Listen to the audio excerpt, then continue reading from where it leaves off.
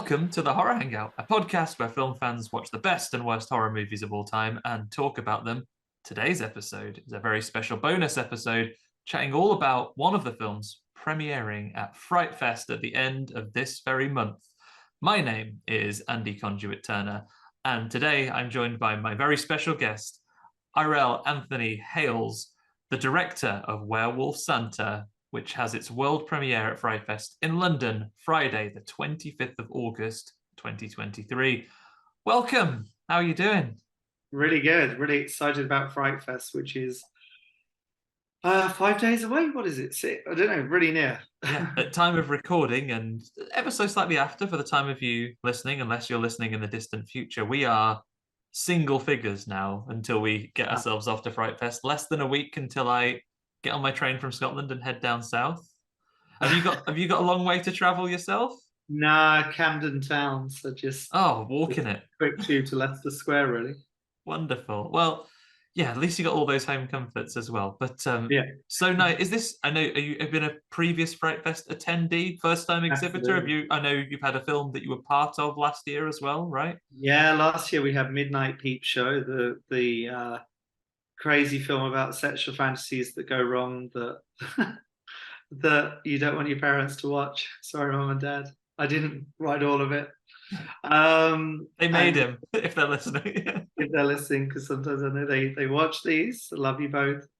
It's just the genre. And then we had There Outside. We had a film called Heckle. We had which I wrote, and then we had a film called Blue Moon, but that didn't go there. So that was at Screamfest. So yeah, I love it, and I always love this festival. It's Christmas, as we know. Everyone says it's horror Christmas, so we had to make a Christmas horror film for horror Christmas. Obviously, you've brought a Christmas movie to bring those two holidays into one. It's just the best event, and all year round you kind of look forward to it. We're so excited to be. It's our first time attending live. We've done a little bit of remote stuff before. We've covered it for the podcast. We've been lucky enough. Some kind marketing folks have sent us some screeners so we can catch up and talk about those movies. But this time we all we took the plunge and we went, and we're going to appear live, all three of us, and we'll be around to watch as many as we can, enjoy the atmosphere, meet a lot of people that we've spoken to. Yeah, I'm looking forward to it. End of the night. That's the main event, right? Is it the karaoke party on Sunday where Paul McAvoy goes crazy and sings? And this is great insider knowledge right now. Like if passes weren't already sold out, people should be listening to this to get on board. So let's before we get into Werewolf Santa, the film of the year, let's go back to you as a filmmaker. Where did you begin? Where did you fall in love with horror as a genre? What got you into filmmaking in the first place? Actually, there were two films when I was very young. A lot of people cite one of them. One of them was Ghost Watch, and I think I saw that about 10 or 12. My math isn't great on the dates on that. Terrified me, and that lit up my love of the supernatural side of things. And then the monster movie side of things, which is more Werewolf Santa, was the movie that I think played, because I checked the Radio Times from that year, later that night, which was Creep Show. Yeah, and we spoke about this because you just did a thing on Creep Show too. Right. So Creep Show 1 with the happy birthday and the cockroaches, which were so bloody disturbing when they burst out of his body. And I saw that as a young kid, and I thought, wow, these movies are crazy. So you got the ghost stories, you got the monster mashup that was great with Creep Show. And those two things really left a big impression. And then weird things like Garbage Pail Kids stickers dates me because I'm born in 78. So yeah, lots of weird little things like scary kids animations, ghost stories from the Pickwick paper, even from like the 80s. And just stuff like that really. All sort of filtered through and made a huge horror fan out of you. Yeah, in that case, I could almost say that we did Creepshow 2 this week on purpose to tribute your entryway into horror. Was that creature in that box under the stairs in the crate one of those indelible memories as well that's maybe influenced your werewolf love these days? Oh, that's some sort of Yeti, right? Yeah, what is that? That's like I always wasn't sure, a monkey or a yeti or a beast or something. Yeah, but I love that. Tom Savini did that, didn't he? All the Yeah, stuff in. Yeah, brilliant. wonderful. So obviously you mentioned a couple of your films, and I see a couple of familiar names that come through them as well. So Blue Moon featured, I've not been lucky enough to see Blue Moon yet, but features one of your stars of your current movie as well, right? So Wow, yeah, I forgot that. Yeah, so Catherine Rodden. So Martin Pick directed Blue Moon, um, who's a great director in his own right, an artist and all-round creative. And years ago, we did a werewolf dogging short with Catherine Rodden as one of the doggers. And we do pay homage to that a little bit in this. There is something that goes on. I won't reveal too much. But yeah, she was always great. And I saw her in a play based on Goosebumps in the West, not in the West End. It was actually at the Vaults in under Waterloo, and she was such a good actress that I really wanted to put her in as a leading role in something. And when this came around, I thought, yeah, she'd be great in this. Kind of doing her Christmas Eve monster chase of a werewolf Santa, because she's got the comedic elements, and she can also play drama really well. So it's kind of so that combo. you brought those two things together, and I noticed when I was looking through the records of a lot of your people, you've got a few like people with a little bit of werewolf history as well, right? You're Yes. one of your male actors as well. Let me pull this up here. Role in Teen Wolf. Mark is in Teen Wolf as well. Yeah, so Teen Wolf is my favorite 80s movie of all time. It's just an incredible film from 1985. Mark Arnold was the school bully terrorizing Michael J. Fox. And I remember this from going to Saturday morning cinema at the Cannon Cinema in Hastings as a kid. All those great films like Ghostbusters were on. I was really scared going to see Teen Wolf because I thought it would be really scary. But it wasn't, not at all scary, but it's hilarious. And there are scenes in there that baffle to this day. So when he turns into a werewolf, Michael J. Fox, in the middle of a basketball game, nobody really reacts. They kind of go, oh, that's cool. Yeah, let's carry on playing. Wow. It's just like, what universe is that film based in? And it works, you know. And I heard the director with the commentary saying that he realized that people would just have to buy into it and carry on with the basketball game. And the beat weirdly works in this kind of inverse universe. But yeah, Mark Arnold's great. And I live here in Camden and kind of near Belsize Park in the middle of the two, really. And Mark Arnold is based locally, so we'll meet for coffee and stuff. And it's kind of surreal because I love that movie Teen Wolf. So I get to hang out with Mick, the bully from Teen Wolf, on a regular basis. That's amazing. And I take it as well, like I know you mentioned a connection to Hastings. Is that where you know, I know that's the setting for Yeah. Werewolf Santa. Is that also where you know Emily from, or are you are Yeah. you also a fan of her movies? Certainly like Massive I fan was of, growing up.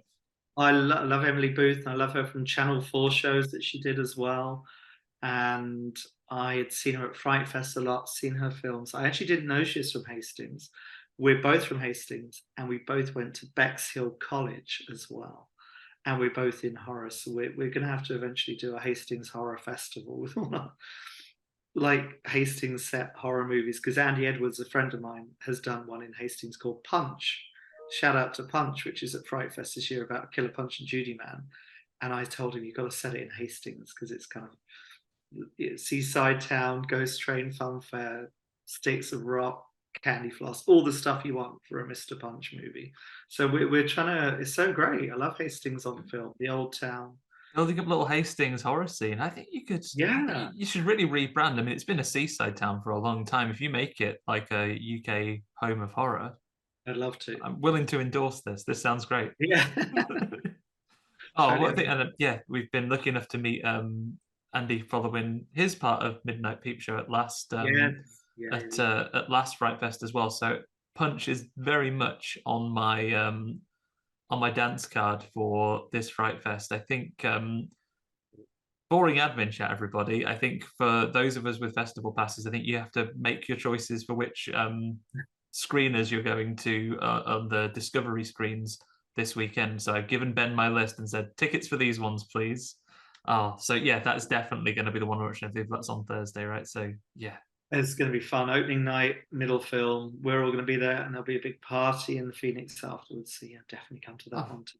I'll see you there.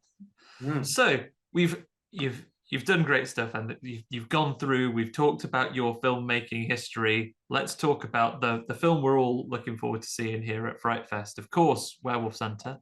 I have a little bit of a blurb before we go into it, though. So I'll run the synopsis, and then we'll get into it. So here we go. Lucy has a social media channel where she hunts for evidence of actual monsters, but it's not doing so great with just a few viewers following her disappointing posts. Everything changes, however, on Christmas Eve when her cameras catch Santa being bitten by a werewolf, before turning into a lycanthrope himself. As Werewolf Santa starts wreaking bloody havoc in their seaside town, it's up to Lucy and her bickering family to set off on a madcap adventure to save Christmas. What a premise. I'm on board. I'm in. Good. Thanks. Yeah, I love the high concept of this. I really wanted to see a film where on Christmas Eve Santa turned into a werewolf. Yeah, I haven't seen it, and I thought I really want to see that. and we need more horror genre Christmas films, if for no other reason than we can finally put to bed the tedious argument of whether Die Hard is a Christmas movie or not, and actually have genuine horror stuff that's for horror Christmas, not horror Christmas, horror at Christmas. I agree. I like that Krampus film that came out. I know with Tony Collette and people. Yeah, it's really good. Really good. It didn't kind of do the business I think that they wanted it to, but I love that film. Yeah, I love a Christmas horror movie. That as a Better Watch Out is quite a dark and twisted one as well. Yeah, I love a Christmas horror. Is that the one when you say Better? I know the Better Watch Out. Is that the one with the kid, the kind of Home Alone? Yeah, it's Home Alone-y. Yeah, that's great. Yeah, that was at FrightFest. I remember that. Yeah. There's some good Christmas horror. And Run the Apocalypse, a Scottish Christmas musical. Yeah, love it. I think it's a great genre. I think what happens is it lends itself in a very big way. That snow, Christmas trees, the kind of enforced cheer of the season. I think Christmas and horror, to coin this, go together like Jack Daniels and Coke. Yeah. Because it's just the most natural thing on earth. All that kind of crazy build up and everything else. I mean, I love Christmas. I love the movies that aren't horror movies. I like Elf and Scrooge, which is actually quite scary at times, and all of Muppets Christmas Carol, all of it. But there is something about things like Silent Night, Deadly Night, which is the best of the Christmas horror films, I think, where that darkness mixed with that overly sentimental kind of vibe of the Christmas period just works really well, that combo. Have you seen it's like a French horror movie? I think it's called Game Over. It's like it's great. Yeah, that is a wild Christmas horror. Really weird. Yeah, I like it. With the grandfather and the kid and the dial code Santa Claus or something. That's it. Yeah, I think that's the translated French title, right? Yeah. The emotions are really good in that film. Before Home Alone. Yeah, and there's just a genuinely, not like Joe Pesci about to talk about biting your fingers off, like a truly deranged and violent Santa breaking into your house while your granddad is at risk of slipping into a diabetic coma, just to add a little bit of peril to this. It's great. That's one of the real gems, actually. The French film, isn't it? It's really good. Yeah, I like that. We'll talk about your film, though. Like Werewolf Santa, I think in creating what you have here, I've been lucky enough to see it. The team sent us over a preview so we could watch it already. So you'll get no spoilers from me, everybody. But I think what you've created is a very fun holiday movie, perfect for any time of year, but especially as you transition from Halloween towards Christmas, getting it ready. And linking into some of the work you've done in the intro, I feel that fans of the Last Drive-In, watching this movie, great sort of genre cinema to gather around, watch with friends, enjoy, and have a little discussion about. I feel if they're coming up with last drive-in picks for the end of the year, if you're listening, Shudder commissioning editors, Fingers this crossed. We this love Joe Bob.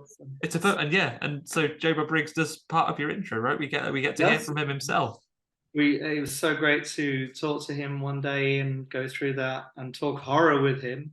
I loved the Last Drive-In. My mates and I, we watch it, we get drunk, we order curry, and we love those midnight curry and beer movies, we call them, where they're just fun. So in horror recently, there's been some really depressing movies, which I love, like Midsommar and Hereditary, and a lot of films about trauma and grief.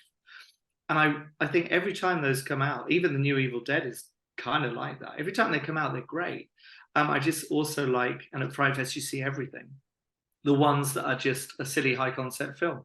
So if you go back to the 80s, you look at movies like Chopping Mall. You're talking my language. Chopping Mall is one of my all-time favorites. Troll, or any Charlie Band. We love Charlie Band, Puppet Master, all that stuff. And I think there's space to have all the different types of horror food at the buffet, because you've got the very hardcore movies like Henry, Portrait of a Serial Killer, and you've got the grief kind of horror, and then you've got spider and clown stuff and werewolves. So it's such a, as everyone says, big umbrella. Yeah, and that's right. That's one of the wonderful things about horror, that you can have fun with it, that you can have moments of serious reflection, that you can. I mean, horror is famous for holding a mirror up to the societies that we live in and being challenging and confronting in those things as well. But I love it how it's enjoyable on so many levels. And you brought us a fun one here, unless you've had to reveal, actually, it's about commercialism. Well, it is. I mean, Werewolf Santa is the commercial part of Christmas. It's this rampaging thing that happens in December where suddenly it is literally like a werewolf tears through the globe, and that werewolf's Christmas and can be destructive or bring a lot of joy. But it's also just about a werewolf. It's also just about a werewolf at Christmas. Causing havoc. So it's funny whenever you talk about these double meanings and things like that. But it's just a Santa werewolf coming down chimneys to eat families alive, because that is the Christmas movie I want to watch at midnight. It's also about commercialism, maybe in the same way that Gremlins is, I guess. When you look at Gremlins, that's about anarchy and kind of the craziness of the holiday season on one level, I think. And another great sort of creature feature that Christmas films have. This is one settled once and for all with an official horror director. Gremlins is definitely a Christmas movie, right? Yes, yeah. Yes. And I actually prefer Gremlins 1 to Gremlins 2. I know everyone loves Gremlins 2. I love it too. But the Christmas setting, I think, is the thing that makes Gremlins 1 the winner, because of that snow and everything. Yeah, Gremlins 1 is probably I love Gremlins 2. It is the day that there were no no's in the writers' room. Everyone was a yes and man on that day. Yeah. But yeah, Gremlins 1 is such a wonderfully tight piece of filmmaking, and just it's one of my all-time favorites. So on Werewolf Santa, I know this was a film that you filmed during those dark real life horror days of lockdown, right? How did you find filming under those circumstances? You're right when you say that. This took a while because we did Midnight Peep Show in between. So although we'd made it, I had to go and do some other things. So this is an earlier project to Midnight Peep Show. It was tough. COVID was just tough, wasn't it? So when you're filming, there were a lot of daily tests, and what you're doing is you're praying that no one contracts anything. See, you're literally living on a prayer all the time. With Midnight Peep Show, we had the production shut down 3 times in my segment, and we'd survived all the other segments, and then it all kicked off when we got to mine. I was like, shit. See, the budget goes up because you have to rehire everyone and pay everyone, and so it's really hard. But with Werewolf Santa, Christmas miracle, obviously. Nothing happened really to throw us off course with that one. Looking back, it was tough, of course, because it was a lower budget thing, but it was fairly smooth ride. Just thinking back on it, tough every day, challenging, but nothing too dramatic took place to throw us off. And doing night shoots as well, right? Night shoots I like because I come awake at night time and it's perfect. I love that. But some people, they don't like that, and you've got to be very aware that you're probably pissing actors off at 4 a.m. when you're doing too many takes or talking shit about something. Because they've had a lot of coffee and they get tense, and it can become a bit werewolfy. Yeah. I mean, in many ways, leans exactly into the energy you need. Yeah, but no, they're all amazing. But there were times when they're in a ditch, lying in a ditch in the woods, and beginning to rain, and it's 4 a.m. and you're doing take 8, and you go, shit, this is gonna, let's get this done. I guess it's the opposite of the normal thing. I know, classic like shorthand when we see, behind the scenes or films about making films, like, hey, everyone, we're losing the light. I guess when it's nighttime, just we are gaining light, and I don't want this. This is nighttime. That's it, and you have to grade it. So sometimes you get a great shot as the sun was coming up, so you have to grade it. It takes ages to match the darkness. But generally, you don't want the sun coming up, and you're checking for that, and you can feel it creeping up on you. So yeah, it's all about, it's the vampire version. You don't want the sun coming up. Yeah, the vampire shooting of a movie. I mean, we can't talk a werewolf film without talking creature design. Which famous werewolves inspired you on this one? How did you feel bringing that creature, the werewolf Santa, to life? Well, I'd have liked a lot more. That's all budget, and we did what we could, and I think his animal movements make up for a lot of it as well. And we did this kind of Jaws effect by having bits of the werewolf here and there where we don't show everything completely, and other times we do. I love it all. Obviously, I love American Werewolf. I love Thriller best of all. When I saw Michael Jackson change into that werewolf, and he says "go away" to his girlfriend, and the way they do that, pardon me, the way they do that transformation is terrifying. It's a really terrifying moment, and the creature design of that one's really great because he's walking around, and I think in ours he's not actually. He's on all fours, and sometimes he's walking around. So we do a bit of both. I draw inspiration from a lot of the werewolf stuff. I love things like the Company of Wolves as well. Yeah. Or just that fairy tale kind of world of it, that gothic fairy tale world, and we draw inspiration from that as well. I mean, okay, so you're collecting, not quite to the degree that Emily has yet. I've had to check her filmography. So she's done aliens, werewolves, zombies, hell space people, and more so far. But you're not too far behind yourself. You've covered werewolves a couple of times. You've got some folk horror, and I mean, what do you officially class there? Like just spirits, I guess, right? Like ghost stories and things. But very excitingly, I can announce that we are looking at doing werewolf vampire, yes, and werewolf zombie, and even wrong way around, zombie werewolf, yeah, vampire werewolf, and potentially Franken Santa. We'll get it right this time. And zombie Santa, vampire Santa and Franken Santa. Yes. Oh, so all of these, we had some meetings today about that. That might be a fun thing to explore. We'll see, but they would be fun. Coming down chimneys to wreak havoc every Christmas would be great. To send another monster into living rooms. And this is it. So you can get your checklist of all the different cryptids you're gonna do. We'll be chatting in sort of 2030, and it'll be like, yes, it's me, Bunyip Santa. We've done it. We'll get Chupacabra out here. We'll get them all. Oh God, yeah. Oh, we'll see. Fantastic. I mean, when it comes to Werewolf Santa, like, again, you'll get no spoilers from me, everyone. But I think fantastically crafted Hollywood sort of holiday film that we're going to be able to enjoy. Get everyone round.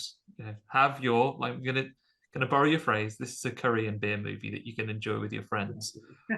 I mean, when we come into FrightFest and we're going to be watching it, what would you hope the audiences? I hear tickets have gone well. They've had to add an extra screening. Is that right? So So good to see that we're going to have hopefully some full audiences to I think get it's and watch exciting. it. I think if I saw Werewolf Santa, I'd really want to go and see that. Yeah, I you just really you don't I need like any more hypothesis. information, do you? It's an elevator pitch. We could have called it elevator pitch.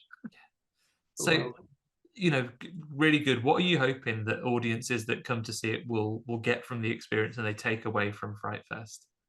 Well, I love live cinema above all else. So I think audiences tune into each other, laugh together, gross out moments, they feel it. I more than any other genre and festival audiences, the Fright Fest audience is so great. They just love it. They love horror. So you want to deliver. It's always effing terrifying to sit there with an audience because there's I quite like the second screening actually because the first one there's some people who work on the film, so they might begin the laughter. Second one, you go, oh shit, these guys, I don't know anyone here, so they might not react in exactly the same way. So you want to keep an eye on that, and you watch the film through an audience for the first time every time. You just see God, every line, everything is just under a microscope. The terror of that is something because I really care. I really want audiences to have a good time. I remember Rob Savage talking about how working with Sam Raimi was saying all this is about at every point is what the audience are taking, what they're feeling. So you sometimes hear that people made a film for themselves or something, and I don't really buy into that too much. I think that can be okay, but if you make something very experimental for yourself, and that can be a beautiful thing, of course it can. But I think roller coaster rides or movies for the mall, the kind of Jason Blum model, the A24, I guess. Although I love every A24 film, Pearl, not everyone, but Pearl was bloody epic. But I'm losing my thread here. But basically, yes, you want the audience to have fun with this film. You want them to have a really, really good time. And there's a few curveballs in there, a few things they might not expect, some different emotions come into play in this one. It goes in odd directions. I think we try and keep people surprised at times. Yeah, I mean, you're really giving me a new thing. I can never appreciate this. I've never released a film myself, or anything that I do is like I never see people listening to it in a live environment, anything that we put out, fiction or factual stuff. But I've only had this as a minor thing, like when you recommend a film to a friend, or worse yet, like a partner, and you're sitting there and it's a film you really love and you're having to like try not to be obvious but glance across and see if they're enjoying it at a bit you enjoy. I can only imagine what that must feel like when there is an entire room of people who you're trying to gauge the reaction. Are you a front row guy when it's your screening, or do you hide at the back and see what you can see? Back, because otherwise I'd just be my neck. I'd be turning around to watch everyone. You sit at the back and you get the vibe. With Midnight Peep Show, it's loads of fun. I snuck a peek through this hole in the staircase. As you come into the cinema, there's this gap, and I watched the audience as they watched the film, and they couldn't see my little eyes. Terrified the stairs. What the hell's that? But that was great. Just watching every moment that you write and you direct it, and the team there, Andy Edwards, Ludovica, Jake, West, everyone involved in that, crafted those moments so carefully. So I was watching the audience, and I'll be doing that. I learned so much from that with everything we do. So that's the test. It's for the audience. That's when it becomes real.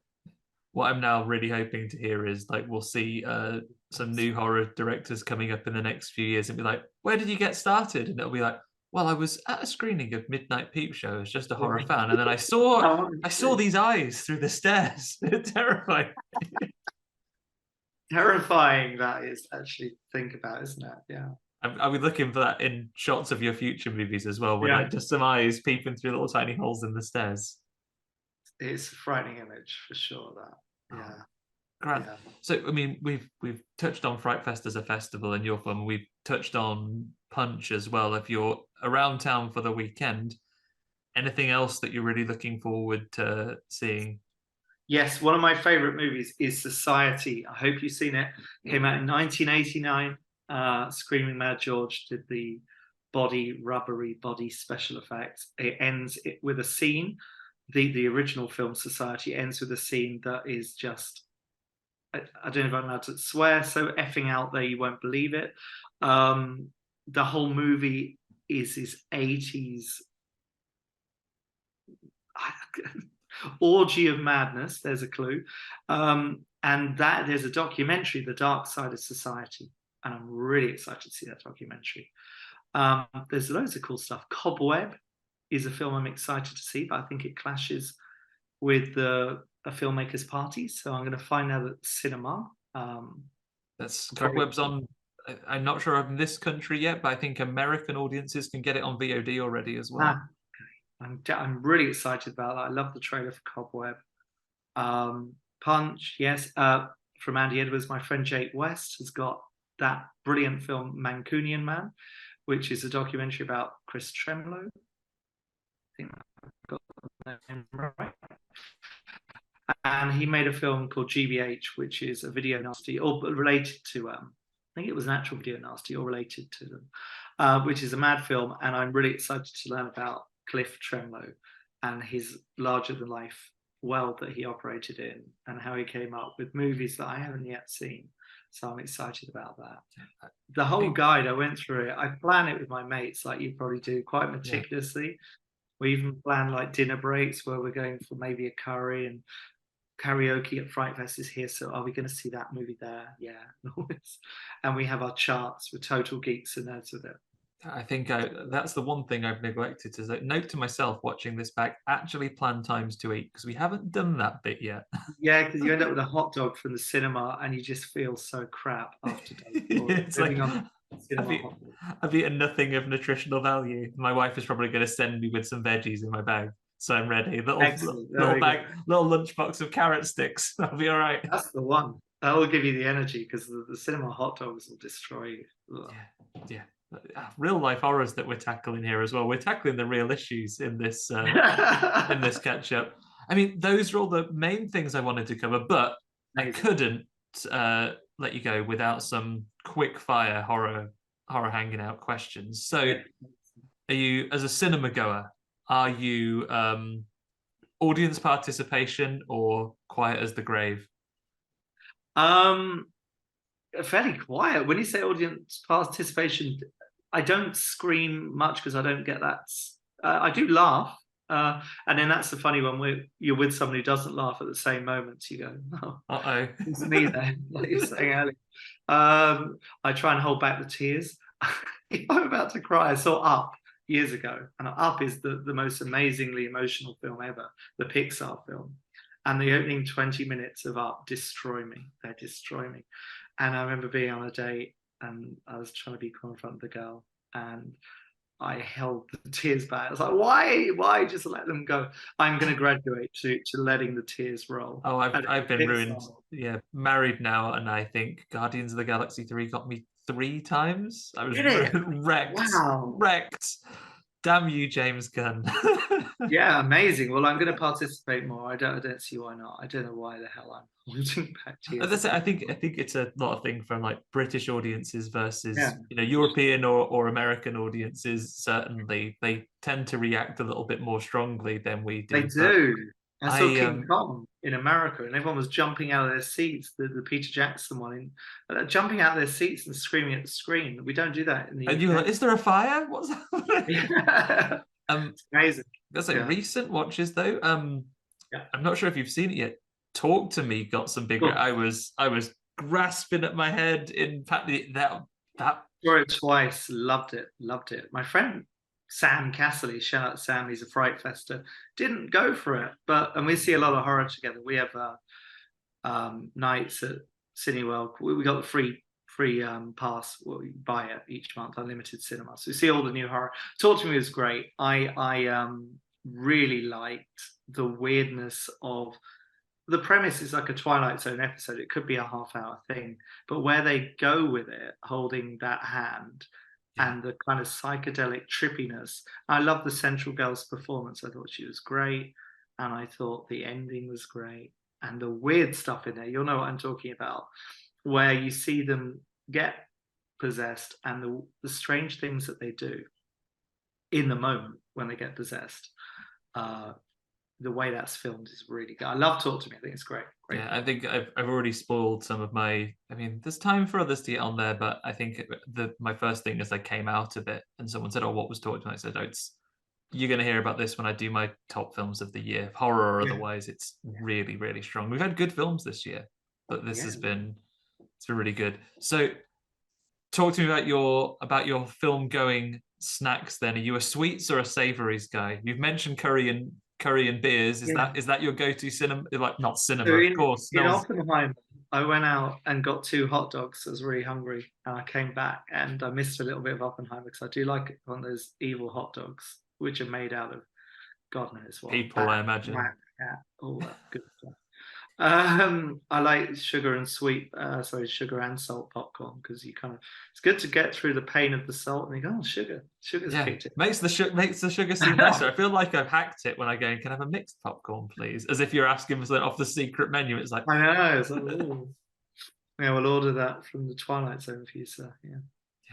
Oh, amazing. So then ultimately, your beer and you're having a horror hangout yourself. You're having some friends around, having a party. You're going to put a horror movie on. Assume that no one's seen anything. They look at your movie collection and say, "I've not seen any of these." Mm-hmm. What are you pulling off the shelf to put on for a crowd? The one I come back to is Extro from 1982. Not all aliens are friendly. It was the tagline, and it was like an evil ET. It's not from 1982. It can't have been. Maybe it was. I can't remember. But Extro's poster is so weird. The whole thing about that film, because it's a British horror, and I like things like Paper House, that was a British horror, and these weird 80s British horrors, there weren't loads of them.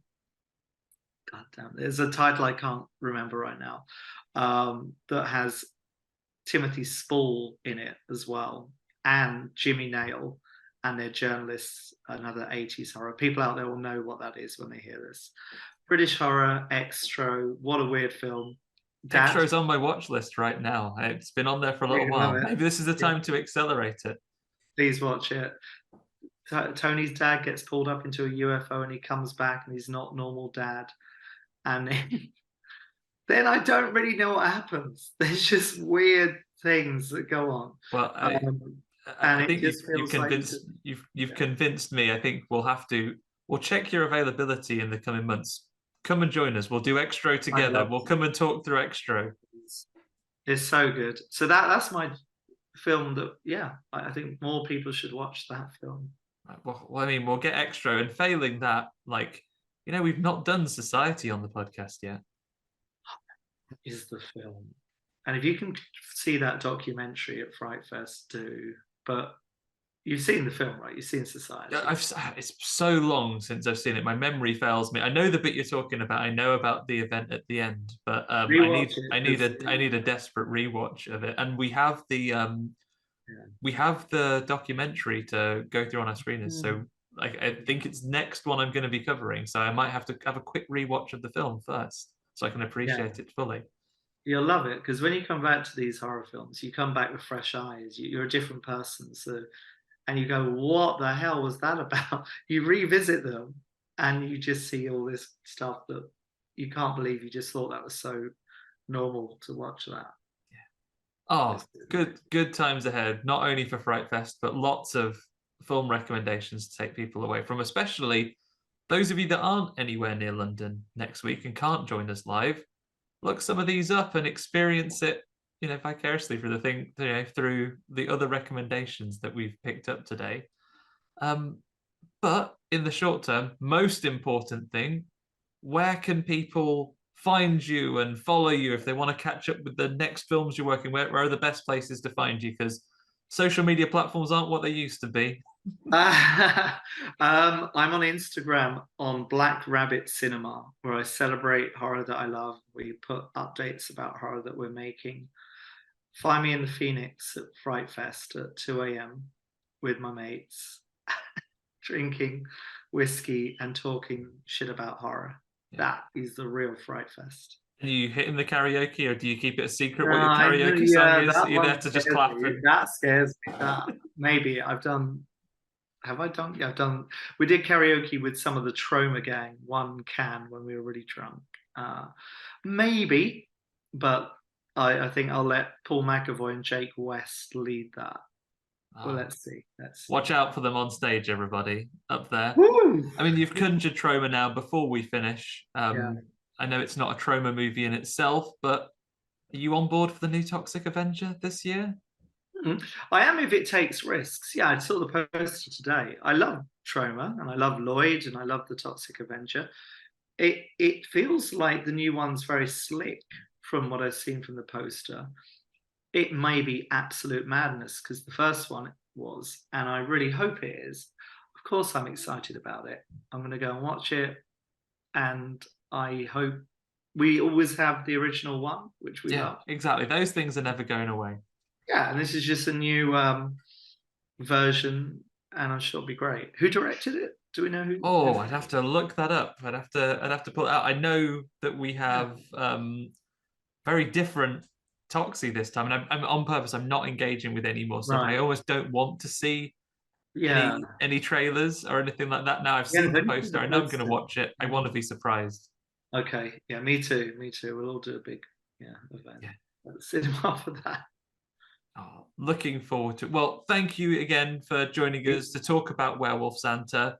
Um, I guess the future of Werewolf Santa, if you're not at FrightFest, will be available on your socials as and when it becomes available, when you know where it might Yes. be released Yeah. more widely. 101 and Trinity have got it, so they should be. Actually, they're releasing it for November, so we got. Yeah, that's pretty soon. And then over November, December, because obviously they want to get it out for Christmas Yeah, of this year. course. Get it in the stockings, everyone. Yeah, season's eatings, as we Yeah. say. Oh, what a what absolute fantastic pun work on there. Getting that on the poster, perfect. I'm excited. I'm really excited. I hope people like it. Yeah. Yeah, well, we will see you there, everybody. If you're listening to this, we hope you see all of you there as well. See you at Fright Fest. Thanks, everyone. Bye for now. Bye. Bye.